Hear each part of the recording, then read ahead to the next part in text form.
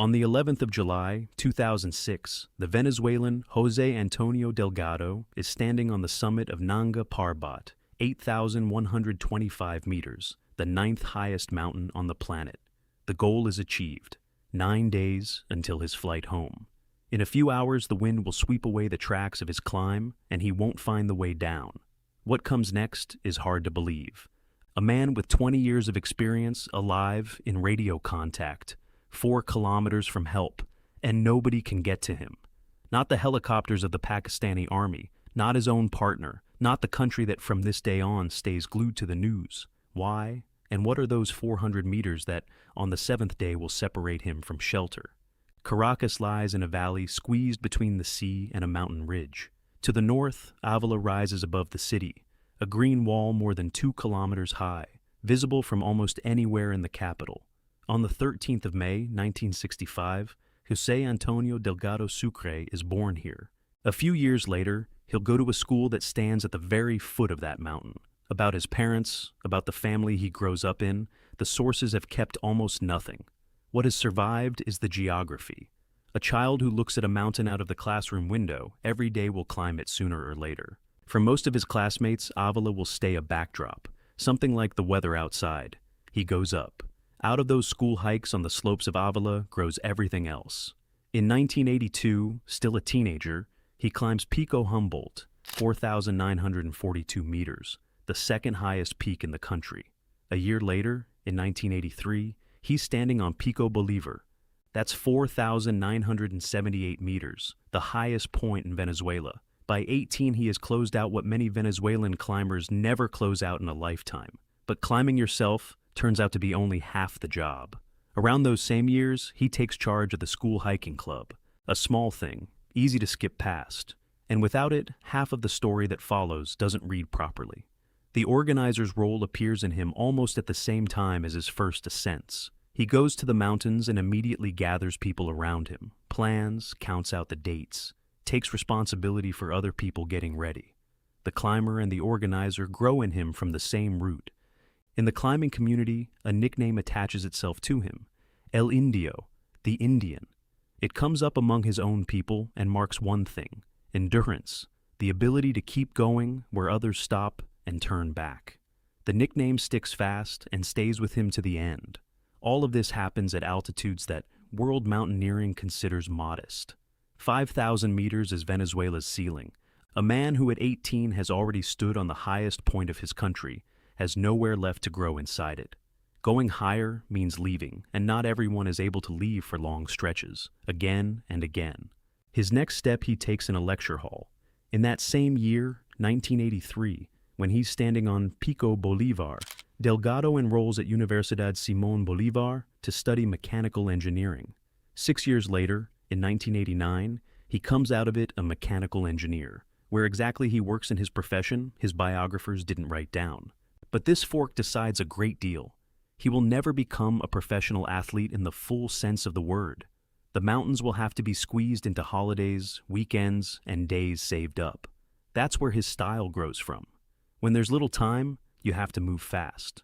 In 1986, he climbs Huascar Sur in Peru, 6,768 meters. It's the first serious step beyond Venezuela, and straight away almost 2 kilometers higher than anything he'd done before. In 1991, he goes up Aconcagua, 6,959 meters, the highest point in the Western Hemisphere. Later, he'll come back there and set a speed record for a Venezuelan, 34 hours from Puente del Inca to the summit. The year of that run, the sources didn't keep. For comparison, ordinary expeditions spend around 2 weeks on that route. In 1996, the same arithmetic works on Huascar Norte, 14 hours from base camp. Another national record. By now, you can see the system. He goes to summits with a stopwatch and every time checks the minimum time it takes to get there. He has another way of working with time as well. From the summits of Pico Humboldt, Pico Bolívar, and Roraima, he makes the world's first paraglider flights. The climb takes hours, the descent minutes. For him, the summit is clearly not the end point of the route, but the place you launch from, downward through the air. The geography widens fast. Bolivia, Ecuador, Chile, Colombia, the volcanoes of Mexico, the Alps. By the middle of the 90s, his handwriting reads from the first line: fast, light, his own way. That handwriting has a price, and the bill will only be presented many years later. Speed works while a person relies above all on himself. It trains you for self-reliance, and team backup slips into second place. In the Andes, that's an advantage. On 8,000ers, the maths works differently. He doesn't end up on his own, though.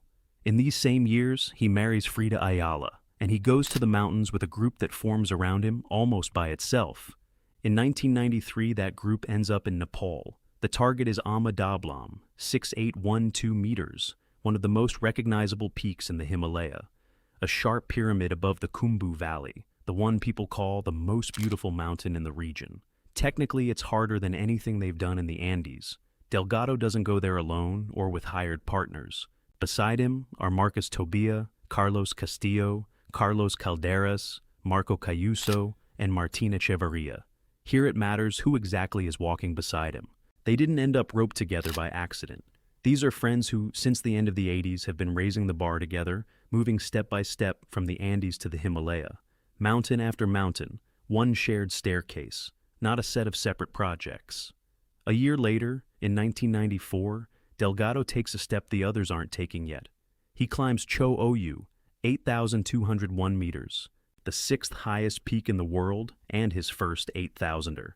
About the ascent itself, strikingly little is known. No route, no team list, no details are left. What's left is a dry line: year, mountain, altitude, success. For a story that will later be taken apart by the hour and the minute, that looks almost odd. That's what climbing looks like before a whole country is watching a man. The date, though, matters. He crosses the 8,000-meter threshold in 1994, 7 years before Everest. By the time all of Venezuela hears about him, he'll have been going to those altitudes for almost a decade. Fame will run about 7 years late, and will come to a man with a finished biography. By 1997, the group finally takes shape and gets a name: Proyecto Cumbre, Project Summit. Behind the name, there's no club, no federation, no charter, only an agreement between several people and one concrete goal. 6 Venezuelans are going to climb to a place where no Venezuelan has been before them. This project will fail its very first serious test. The target for that same year, 1997, is Dhaulagiri, 8,167 meters, the 7th highest mountain in the world. A mountain with a reputation as one of the least predictable in the Himalaya, and the team takes it on, having barely got itself a name. Dhaulagiri translates as White Mountain, and the slopes here are swept by avalanches so often that the route has to be read again almost every season. For Proyecto Cumbre, this is the first time on an 8,000er at full strength. Before, only Delgado had gone to that altitude, and he'd gone alone, without the rest. Now, everyone is going to the mountain. The expedition ends with them turning back. The reason is the weather. No planning error, no conflict inside the group, no shortage of gear. The window simply doesn't open. And here, there's a detail that changes the whole assessment. That season, the weather stops every expedition in the area, not just the Venezuelan one. That year, Dhaulagiri lets nobody through. It's not much of a consolation. Formally, it's a defeat for the whole team, the project's first real defeat. People spent money, holidays, months of preparation, and came down with nothing. In the mountains, that happens all the time, but it doesn't make it any easier for any team. A moment like that is usually exactly when groups fall apart. Interest fades, somebody loses motivation, somebody decides they've proved enough, somebody simply can't find the next block of leave. Proyecto Cumbre changes the mountain instead. After Dhaulagiri, they switch to Shishapangma, the 8,000er considered the most accessible of all 14. It's a sober decision. Instead of beating on a closed door and betting everything again on a mountain with a difficult character, they pick the one where the chances of everyone getting up are noticeably higher. The failure doesn't destroy the project, it turns it. Dhaulagiri teaches them to step back and rebuild without losing sight of the goal. A skill an easy win gives nobody. A year later, the rebuild will justify itself, although people will still be arguing about the result a quarter of a century on. In 1998, the team goes up Shishapangma and reaches the summit. You could put a full stop right there if Shishapangma had one summit, but it has several. The mountain, which stands entirely on Tibetan territory, is built so that its upper part is a long ridge with several rises. The Venezuelans climb the central summit, about 8,008 or 8,013 meters. The figure floats depending on the source. The main summit is off to the side and higher, 8,027 meters. The difference is less than 20 meters in height, but between those 2 points lies a sharp snow ridge, narrow and dangerous, and crossing it takes hours you almost never have at that altitude, which is why an enormous number of expeditions stop at the central summit. In Venezuela, this ascent counts without argument. Delgado's second 8,000er. That's exactly how it will be listed in every national biography, in the award documents, in the press. World mountaineering sees it differently. In modern 8,000er lists, a climb to Shishapangma's central summit often isn't counted as a full ascent. The logic is simple. A mountain counts as done only if the person stood on its highest point. Everything else is a different conversation. The argument still isn't closed, and the data here contradicts itself. Because of it, whole ascents appear and disappear from various climbers' lists. In Delgado's biography, it leaves a mark that's hard to erase. Next to one of his summits, an asterisk stands for good, a success with a footnote. He himself surely understood that better than most. A man who counts the hours of an Aconcagua climb to the hour is unlikely to fool himself about 20 meters and a snow ridge. That same year, 1998, he climbs Denali, 6,195 meters, the highest point in North America, a mountain that stands almost at the Arctic Circle and is known for temperatures that drop lower than on Himalayan peaks 2 kilometers higher. That's already a different kind of experience, not the thin air of the Himalaya, but cold. He is going to return to a place where cold and altitude work together. 2 years and 1 mountain on the way stand between him and the Karakorum. First, 1999, and Musta Ata, 7,546 meters in western China. A mountain with an unusual reputation. Despite the height, its slopes are so gentle that it's normal to ski down from the summit. For the team, it's a rung on the ladder. For Delgado, it's another test of the body, in a place where every breath holds less than half the oxygen he's used to at sea level. Then, in 2000, he goes up Karakorum 2, 8,035 meters, the third 8,000er to his name, and the first Karakorum mountain in his biography. The difference between the Himalaya and the Karakorum is bigger than it looks on a map. The Karakorum sits further north, its peaks stand closer together, the weather changes more abruptly, and its glaciers are among the longest outside the polar regions. Just to reach the base camp of Karakorum 2, you need several days of walking up the Baltoro Glacier with a caravan of porters. No roads, no infrastructure. The logistics start long before the mountain. On top of that, it's Pakistan, and climbing here comes with a separate administrative part. The routes run through a border zone, so the order of things is strict. A ministry permit, clearance with the military, a mandatory liaison officer on the expedition, route registration. You only head for the mountain once all the paperwork is done. Delgado goes through all of this in 2000 and takes the system in from the inside. How the local agencies work, how long the approach takes, how contact with the outside world is arranged several days' walk from the nearest road, who can come to help and on what terms if something goes wrong. That last point will turn out to be decisive. In the Karakorum, help is never fast, and it isn't about anybody's unwillingness. There is physically nowhere for it to come from. The nearest people are days away, and everything that flies works only up to a certain altitude. He takes that in on Karakorum 2, and he takes it in absolutely correctly. 6 years later, he'll come back to this same region, to another mountain standing just a couple of 100 kilometers from here. There, correct knowledge won't help him at all. But between those 2 Pakistani expeditions, there will be the year 2001. On the 23rd of May, 2001, 6 Venezuelans set out for the summit of Everest, the first fully Venezuelan expedition to the highest point on the planet. Their own project from start to finish, without somebody else's team and without bought places in a commercial group. The route chosen is the northern one, along the Tibetan Ridge. That's the side people first tried to take Everest from back in the 20s, and it's considered harsher. A longer climb into altitude, stronger wind, colder, but fewer cues. Of the 6, 2 reach the summit. Marcus Tobia is up there around 10 in the morning, Delgado about half an hour later, around 10:30. The other four stay lower down. Each of them has his own reasons. On big mountains, that's usually how it goes. The whole team works, and only a few see the summit. Up high, Tobia develops serious problems with his eyesight. It's one of those conditions brought on by thin air, for which there is no remedy except going down. He goes up together with a Sherpa named Pasang, who leads him along the route, which means the last hours of the climb, the man covers barely making out the way. There's a detail in that day too, one that will later make it into every Venezuelan retelling. In the summit photograph, the national flag turns out to be upside down, a small thing, the mistake of tired people at 8,848 meters, where every action takes 3 times more effort than down below. That height itself is given differently in Venezuelan sources, 8,848 or 8,850 meters, depending on which measurement was taken as the basis.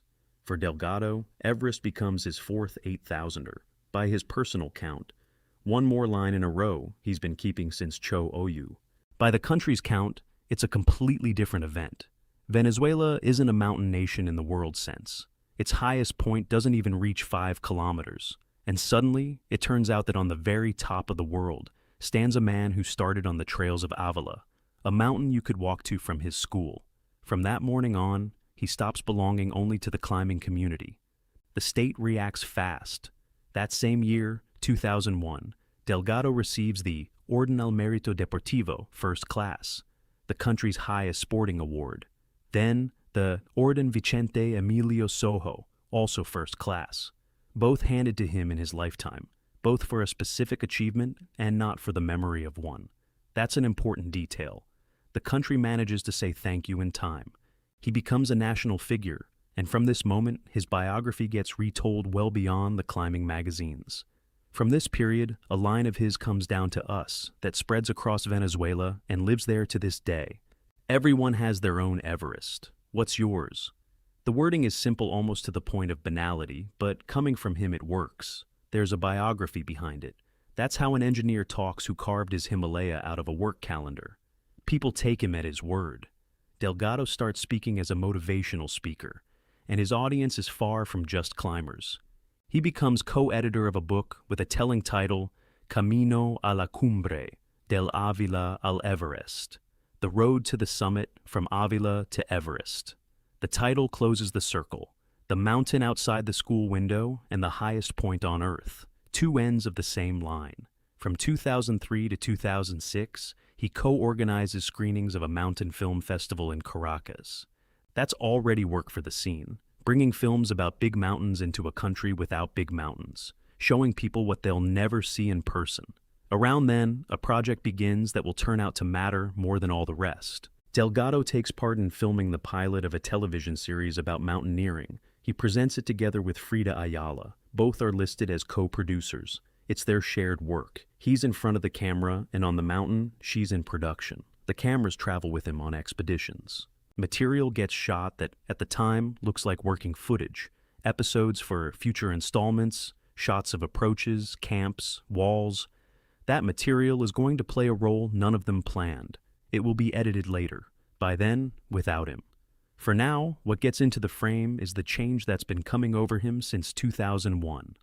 Delgado gradually moves away from the collective format of Proyecto Cumbre. The reasons are clear without guesswork. An expedition for 6 is 6 lots of leave, 6 budgets, 6 schedules that have to be brought into one window. A machine like that works well once every few years, for a big goal like Everest. For regular trips, it's too heavy. And once the main shared goal has been taken, putting it back together gets harder and harder. Full-strength expeditions give way to compact, self-contained projects. Fewer people means fewer things to agree on, lower cost, shorter preparation. More trips. In 2004, he climbs Chapayev Peak in the Tian Shan, a 6,000er standing right up against the main summit of the area. In 2005, Khan Tengri, 7,010 meters. These are the mountains of Central Asia, known among climbers for cold and sudden changes of weather. Khan Tengri is on top of that, so beautiful that it's called one of the most striking peaks on the continent, a clean marble pyramid that turns pink at sunset. What isn't in his biography is a bid for all 14. Delgado had no publicly announced project to climb every 8,000er. In an era when projects like that had become a way to attract sponsors and press attention, he never once said he was working through that list. He collected 8,000ers, but he didn't call it a race. By the start of 2006, his tally looks like this: 4 8,000ers, one of them with a disputed status. Cho Oyu Shishapangma with an asterisk. Karakorum 2 Everest. For his years in the sport, the number isn't a record. Many professionals have more by that age, but most of them don't have a parallel life with an engineering degree, a film festival, a book, and a series shoot. The count of summits in these years isn't the main thing at all. The main thing is the format. It has shifted for good towards small groups, towards pairs, towards the minimum number of people at which a mountain is still passable. The next expedition will be planned for exactly 2. The mountain is chosen for the 2006 season, Nanga Parbat, the 9th highest peak in the world. Its height is given either as 8,125 or as 8,126 meters, a 1-meter discrepancy that has been running through the sources for decades and doesn't particularly bother anyone. Nanga Parbat stands at the western edge of the Himalaya, apart from everything else. It has no 8,000er neighbors, no ridges shielding it. It rises above the Indus Valley, almost 7 kilometers in one movement, the biggest vertical relief you can see on the planet. Because it's so exposed, the weather here changes faster than on mountains tucked deep inside a massif. The climb is planned by the Kinshover route on the Diamir face.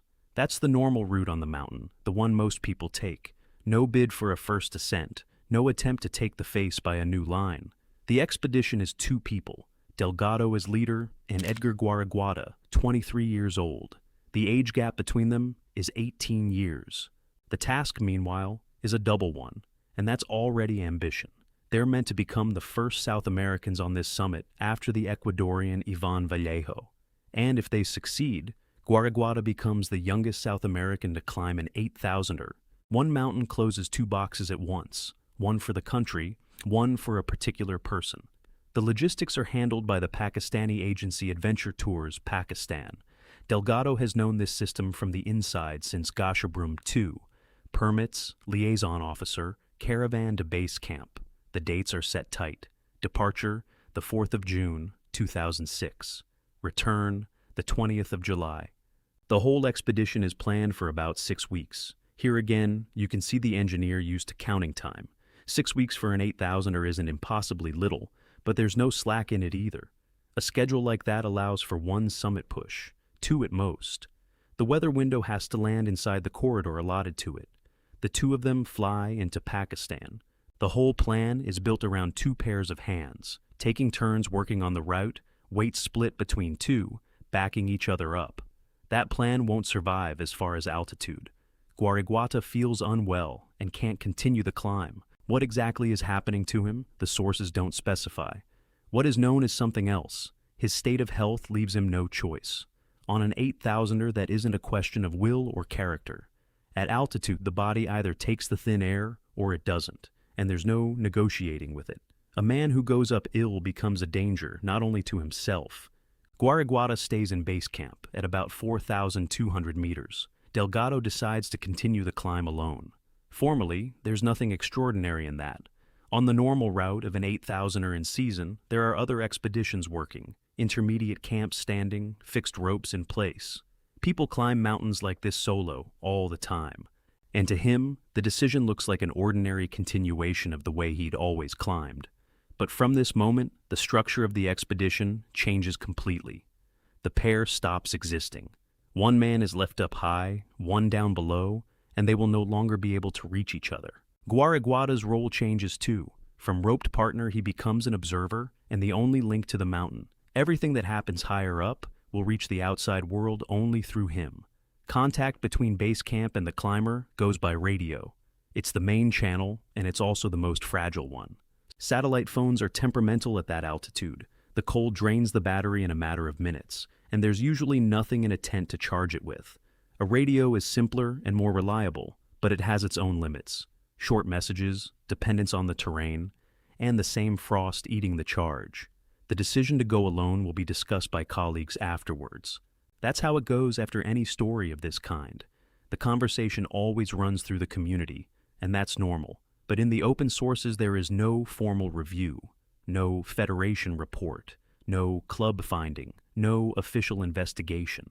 So, everything said about this expedition afterwards is the private opinion of people from the scene. What remains is a sequence of facts. First, in July 2006, José Antonio Delgado sets out on the Kinshasa route alone. Around 2 in the afternoon, he is standing on the summit of Nanga Parbat. With the date, there's the same confusion as with the height of the mountain. Some sources say the 11th of July, others the 12th. A discrepancy of a full day, still unresolved. For a story that will be sorted out day by day from here on, that's an awkward detail. The starting point is known with a margin of 24 hours. Either way, the goal is reached. It's the 5th 8,000er in his biography and the first Venezuelan ascent of Nanga Parbat.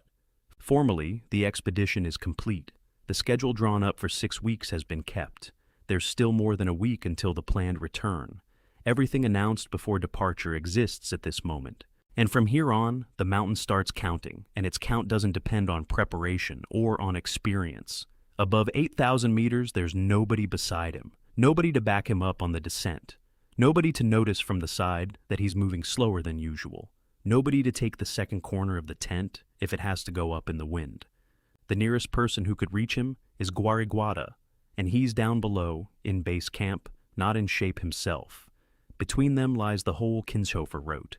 Climbing it takes several days with acclimatization, and that's with good health and normal weather. Distance here is measured not in kilometers but in days. The summit of an 8,000er isn't the finish at all. It's the middle of the job, and usually the most dangerous part is still ahead. The body has already spent its resources on the climb. Coordination is worse. Judgment is worse. That's why the descent is planned as carefully as the climb, and kept to the schedule even more strictly. Everyone understands this. Nobody plans to linger up there. The way back he has to make alone. And it's the first time in his whole biography that the familiar scheme will turn out to be powerless. The descent from Nanga Parbat runs into something that neither speed nor experience works on. The wind starts. The wind sweeps away the tracks of the climb. It doesn't need to do anything else. On the upper sections of the route, a track in the snow works as navigation. The ridges here all look alike. There are few landmarks, and visibility changes every few minutes. A person who came up the same way a few hours earlier normally goes down by his own footprints. When they're gone, the mountain turns into a white field with no markings. Delgado loses the route. There's one correct way down here, there are a dozen that look like it, and he doesn't guess right. He has to spend the night out in the open at about 7,800 meters. Climbers have a special phrase for this: a cold bivouac, no tent, no sleeping bag, no shelter, at an altitude where the temperature drops far below zero, and the wind carries heat away quickly. A person sits and waits for dawn, because moving in the dark on an unfamiliar slope is more dangerous still. That's where it all starts rolling. In the morning, the man who goes down from that spot will no longer be the man who reached the summit the day before. On the morning of the 12th of July, the work begins that will go on for days. Guariguada watches him from base camp through optics. From more than 3 kilometers below, he sees a dark dot on a white slope and corrects the direction of its movement by radio. He says, "Where to go?" Delgado goes. It's the only navigation they have left. The man who couldn't continue the climb because of his health turns out to be the one leading his partner down, with his eyes and his voice. The method works. Delgado reaches Camp 4 at about 7,300 or 7,400 meters. That's a tent now, shelter, equipment. After a cold bivouac, it's almost normal conditions. Over the radio, he reports a simple thing. He wants to rest and to drink. There's nothing alarming in those words. A man has come down from an 8,000er, spent a night in the frost, made it to camp. He needs to recover. Down below, they breathe out. The worst is behind him, and from here, it's 3 camps down a familiar route. After that, contact is lost. It won't come back for almost 3 days. What happened during those days will only become known afterwards, from his own words.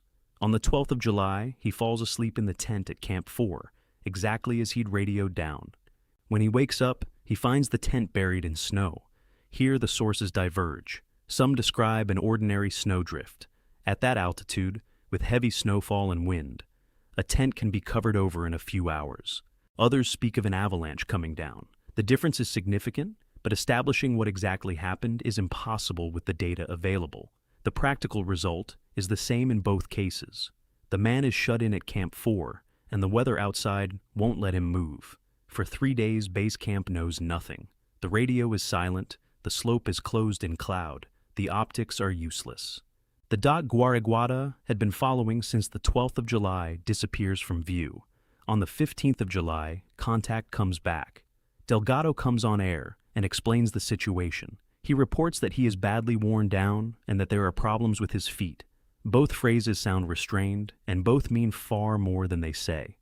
By this point, he's sitting above 7,000 meters, cut off from food and water. It all stayed in the buried tent. That's a critical combination. At altitude, the body uses up fluid 3 times faster than usual. Simply through breathing, and melting snow without a working stove is impossible.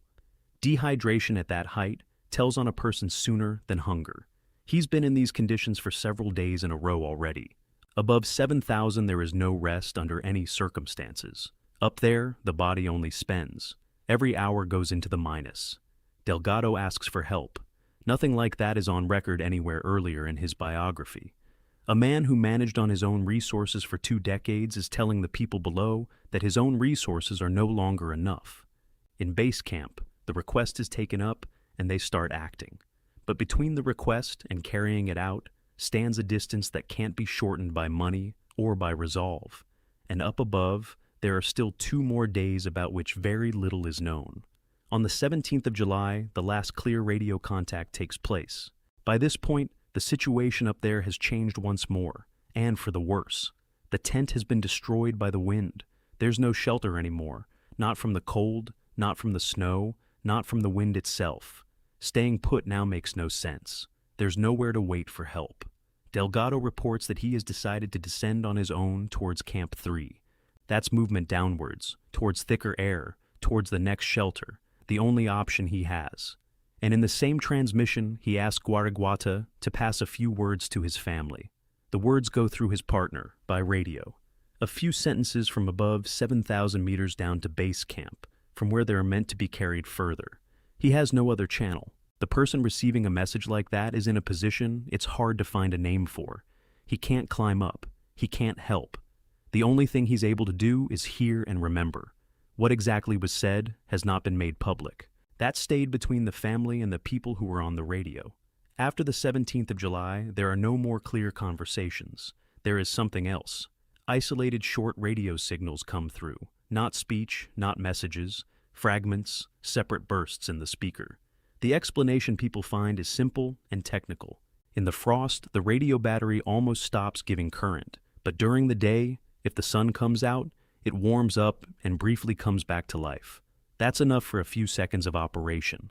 Then silence again. In base camp, these signals are read one way only. He's still holding on, which means there's a point in hurrying, which means it isn't too late. Establishing what the signals contained was never possible. Not then, not later. Nobody knows whether he was trying to transmit something or whether the radio was coming to life on its own.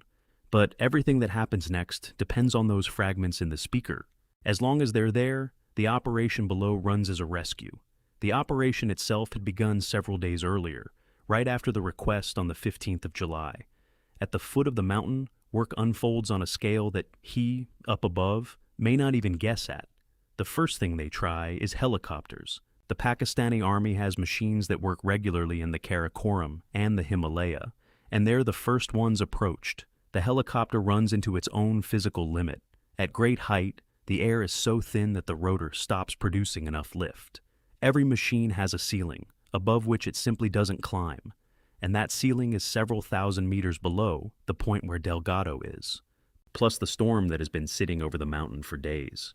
So, the helicopters do what is within their power. They look the slope over from the air, trying to make out the tent, and they carry people to base camp. After that, only on foot. The rescue party is 6 Pakistanis: Kurban Mohammed, Ghulam Rasul, Mohammed Ibrahim, Ghulam Muhammad, Muhammad Ali, and one more Muhammad, whose surname the reports didn't keep. high-altitude porters and climbers from the mountain districts of northern Pakistan, people for whom these mountains are home. They have to climb to over 7,000 meters in a storm, on a route where the conditions are exactly the ones that stop the man up above. No guarantee they'll be in time. No guarantee they'll come back themselves.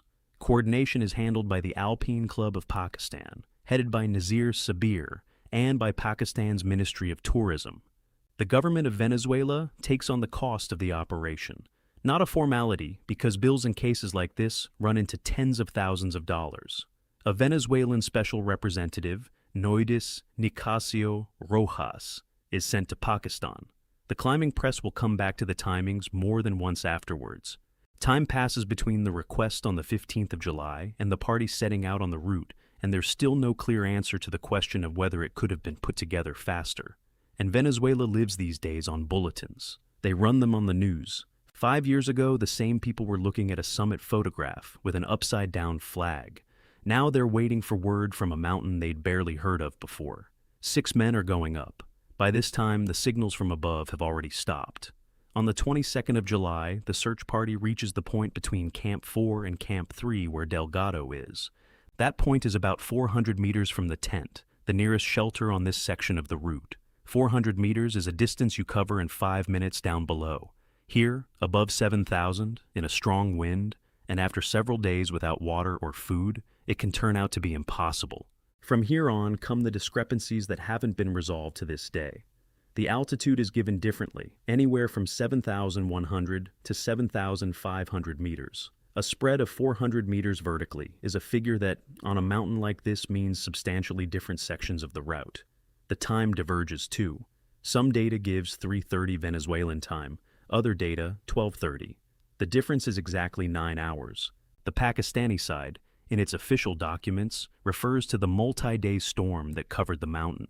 That wording describes only the weather conditions and asserts nothing about the man. The exact cause was never established by anyone. No medical finding was drawn up. At that altitude, it's physically impossible, and there were no doctors nearby. Venezuelan publications put it more simply. He spent too long in the cold. There's one more difficulty with the dates. The official one is the 22nd of July. But that's the day he was found, not the day it all happened. A number of sources place the events on the 17th or 18th of July. The 17th is the 7th day after the summit and the very day clear contact broke off. If that's so, then the short radio signals that were picked up below and taken as a sign that he was holding on were arriving later than that. The battery coming back to life in the sun was sending out into the air what base camp read as hope. 6 men were climbing upward, guided by it. There's nothing left to check this with. There were no witnesses at that altitude, and the documents were drawn up after the events and in 2 different countries. There is only one date in this whole story that is known absolutely precisely and is disputed by no source at all. The return ticket home had been bought for the 20th of July. The decision falls to Frida Ayala. By this time, she is in Islamabad. She flew in as soon as it became clear what was happening on the mountain, and she spent the whole week a couple of 100 kilometers from Nanga Parbat by the phone. In front of her is a question there's no preparing for. The descent means several more days of work at altitude, in the same conditions as the climb, with a load. For the 6 men who reached him, the risk in that becomes incomparably higher than on an ordinary return. She decides that he will stay on Nanga Parbat. In the mountains, a decision like that is taken more often than it seems from the outside, and it always means one thing: the living come first. No search expeditions were mounted afterwards. On the 23rd of July, official confirmation comes from the Venezuelan authorities. A week of waiting ends in a single line on the news. In Caracas, there are memorial gatherings. After that, the way he is remembered. A climbing club is named after him, for the people who go to the mountains and to whom he showed that the road up is open from Caracas too. At the Centro Cultural Chacao, an exhibition opens, Entre los Andes y los Himalayas, between the Andes and the Himalaya, the Andes where he started, and the Himalaya where he stayed. Proyecto Cumbre, that same group of friends, holds memorial events every year. And in 2008, a documentary film comes out, Más allá de la cumbre, Beyond the Summit. It's that same material, the footage shot for a pilot that never became a series. 2 years pass between the last filming and the premiere, and the person who brings the film to the screen is Frida Ayala. The film includes shots of Nanga Parbat, footage from Karakorum 2, and a record of the search operation. Work conceived as a story about climbing became a story about one man. He used to say, "Everyone has their own Everest, what's yours?" His own, he went up in 2001, and it turned out to be the middle of the road, not the finish. After it came one more mountain, standing apart from all the others, with the biggest vertical relief on the planet. 6 weeks by the plan, a return ticket for the 20th of July, and 400 meters he didn't cover.